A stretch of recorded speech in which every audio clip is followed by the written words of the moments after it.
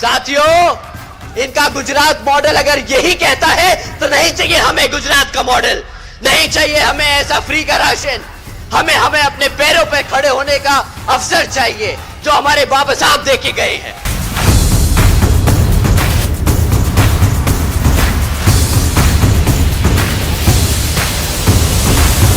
आप लोगों ने इलेक्ट्रल बॉन्ड्स के बारे में सुना होगा। आप लोगों ने क्या उसके बारे में जानकारी है? साथियों, जिनको उसके बारे में जानकारी है अपने हाथ उठाएं। आधे पंडाल में हाथ उठे हैं, आधे में नहीं। तो साथियों, मैं आप लोगों से इलेक्ट्रल बॉन्ड्स के बारे में बात करता हूं क्योंकि वो इन किताबों से जुड़ा है। साथियों, पिछले 6 सालों में 25 राजनीतिक दलों को इन इलेक्ट्रल बॉन्ड्स के द्वारा बड़े बड़े धरना सेठों से, उनकी कंपनियों से इनको इलेक्ट्रल बॉन्ड्स के द्वारा चंदा मिला। आपको पता है कि इन 25 राजनीतिक दलों को पिछले 6 साल में कितना चंदा मिला? साथियों, 16,500 करोड़ रुपए इन 25 राजनीतिक दलों को मिले। परंतु आप जानते हैं इन 25 राजनीतिक दलों में किन किन का नाम था और किन का नहीं? साथियों, बीजेपी से लेकर समाजवादी पार्टी तक का नाम था, परंतु इसमें आपकी बीएसपी का नाम नहीं था। साथियों, बीएसपी केवल यहां उत्तर प्रदेश में नहीं बल्कि पूरे देश में बड़े बड़े पूंजीपतियों व धरना सेठों के धन बल के सहारे नहीं बल्कि अपने समर्थकों, कार्यकर्ताओं, वर्करों के बल पर, उनके तन मन और धन के आधार पर यहां अपना चुनाव लड़ती आई है और आगे भी अपना चुनाव उन्हीं के बल पे लड़ती जाएगी।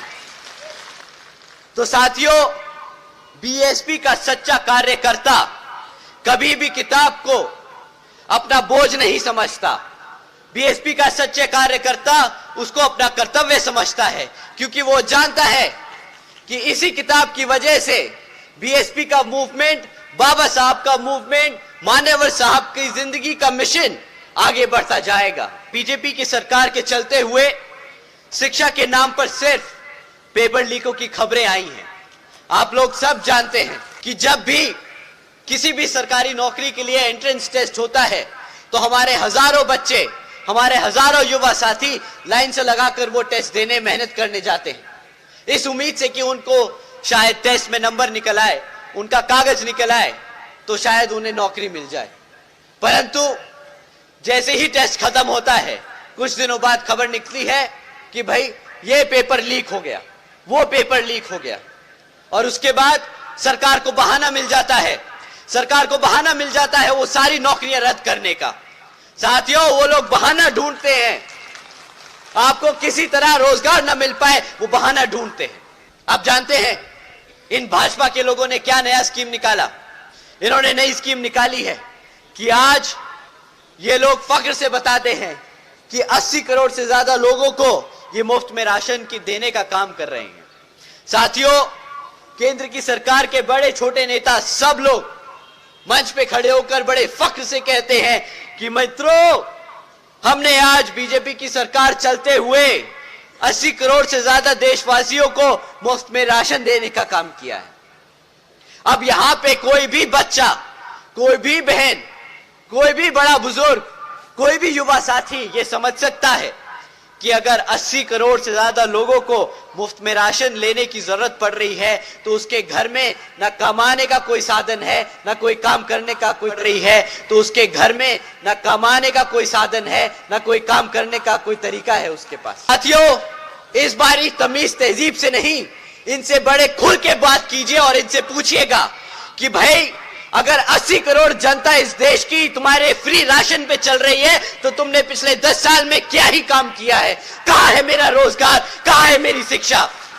अब ये 2 लाख करोड़ रुपए राशन पे खर्च रहे हैं। प्रति एक घर में कितने का राशन पहुंच जाता है महीना? 500,000 रुपया, 500,000 रुपये का राशन महीना मिलेगा, 150 रुपए का। साथियों, हम कहते हैं महंगा से महंगा कर लो तुम करप्शन, इसमें भी ले जाओ 1000 रुपए का राशन। साल में 6,000 रुपए से ज्यादा का राशन नहीं मिलता है हमारे गरीब लोगों को। साल में 6,000 रुपए से ज्यादा का राशन नहीं मिलता, परंतु इसके बदले आपसे क्या लूटा जाता है। अगर क्लास 4 की भी नौकरी दे देते तो महीना 15-20 हजार रुपया तो मिलता। साल का 2.5 लाख रुपया मिलता आपको। 6,000 रुपए लेके, 6,000 रुपए का राशन देके आपसे 2.5 लाख रुपए लूटने का काम करते हैं ये।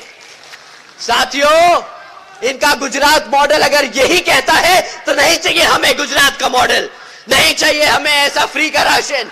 हमें अपने पैरों पर खड़े होने का अवसर चाहिए जो हमारे बाबा साहब दे के गए हैं।